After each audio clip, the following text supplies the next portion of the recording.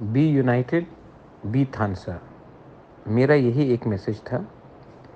Party से बड़ा जाति है, और अगर हम लोग एक आवाज़ में, हम लोग अपने कम्युनिटी के हित में, अपने कम्युनिटी के इंटरेस्ट के बारे में बात करें, तो ये हम सबका लिए अच्छा होगा। मैंने विद्युत का स्टेटमेंट देखा, आई वेलकम इट। अगर कोई हमारे कम्युनिटी के वेलफेयर के बारे पहले बोलता है और पार्टी के बारे बाद में बोलता है, तो इसमें कोई खराबी नहीं है। जहाँ में कोई कम्युनिटी के थानसा के बारे बात करे, मैं उसको वेलकम करता हूँ। मैंने जो कहा है वो मैं करूँगा। अगर गवर्नमेंट ऑफ इंडिया सीरियस है, तो हमारे भविष्य के लिए, अगर आप सबका साथ सबका विकास चाहते हैं, तो आप 30% पॉपुलेशन, 70% जोग्राफिकल एरिया को इग्नोर करके सबका साथ सबका विकास नहीं कर सकते। 1 साल से हम लोग वेट कर रहे हैं।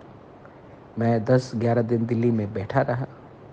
अगर आप सीरियस है तो बात कीजिए, अगर सीरियस नहीं है तो हम अपना रास्ता खुद चुनेंगे। लेकिन कम्युनिटी को कुछ देना पड़ेगा। नेता को कुछ मिले, कम्युनिटी को कुछ नहीं मिले, ये होगा नहीं। तो मैं ये कोशिश कर रहा हूँ। आई हैव अगेन सेड, आप प्रार्थना कीजिए, प्रे कीजिए, महाराज के लिए नहीं, कि हमें कुछ मिले। हमने हमेशा तिपरासा कम्युनिटी को हमेशा साइडलाइन करके हमें डेवलपमेंट नहीं दिया गया। टीटीएडीसी में उस दिन सब जोनल का जब मैंने लाइन देखा, कष्ट मुझे हुआ। 27,000 लोगों ने 100 नौकरी के लिए अप्लाई किया, 110 नौकरी के लिए। कितना बेरोजगारी है। अगर हम लोग गरीब रहेंगे तो हमारा बच्चा का शिक्षा कैसे मिलेगा। आज हम लोग हानि भुसा होके भी भूमिहीन हैं।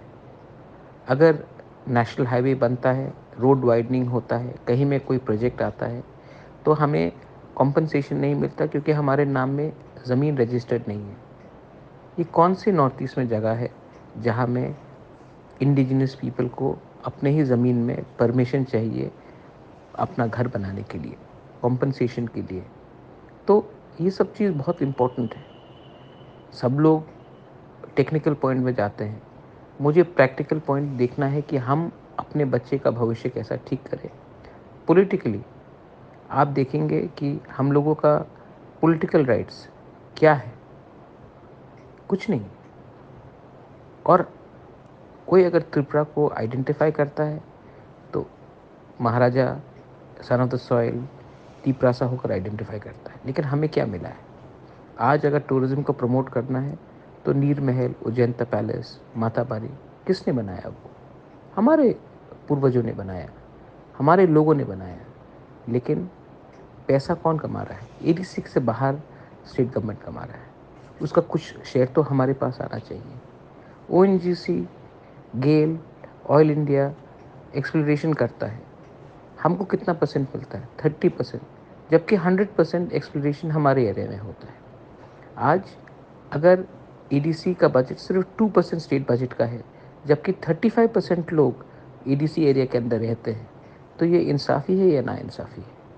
ये सब चीज़ हमको सोचना पड़ेगा, और हमें अपने कम्युनिटी के बारे में पहले बात करना पड़ेगा। जिस दिन कम्युनिटी पॉलिटिकली, इकोनॉमिकली और लैंड वाइज सिक्योर होगा, तभी हम बराबर होकर बात कर सकेंगे। आज हम लोग नहीं डिमांड कर रहे हैं किसी का सिंपैथी। आज हम डिमांड कर रहे हैं हमारा अधिकार, कॉन्स्टिट्यूशनल राइट्स। अगर कोई सीरियस है तो बात करें। अगर सिर्फ आपको पॉलिटिक्स ही करना है और आप सीरियस नहीं हैं, तो थैंक यू वेरी मच, लेकिन आई एम नॉट इंटरेस्टेड। जवाब उनके कोर्ट में है। अगर वो देंगे तो हम जाएंगे, अगर नहीं देंगे तो इतने साल अकेला लड़ा है, अकेले ही लड़ेंगे। लेकिन कम्युनिटी को इस बार कुछ ना कुछ तो देना है, और वो भी राइटिंग में देना है। सिर्फ मुंह बोलने से कुछ नहीं होगा, आप राइटिंग में कुछ दीजिए, हम 100% विचार करेंगे। राइटिंग में नहीं देंगे तो क्या गारंटी है कि कल फिर से हमारे संग थकाई ना हो। ये मेरा मैसेज पूरे तिपरासा को है, ना कि सिर्फ तिपरामथा को। आईपीएफटी को है, बीजेपी जनजाति मोर्चा को है, एसटी सेल को है। आप पॉलिटिक्स इस बार मत कीजिए।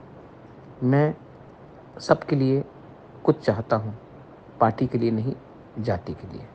बेलाय बेलाय नो हम्बाय, गॉड ब्लेस दी प्रसाद दोफा। खुलुमखा।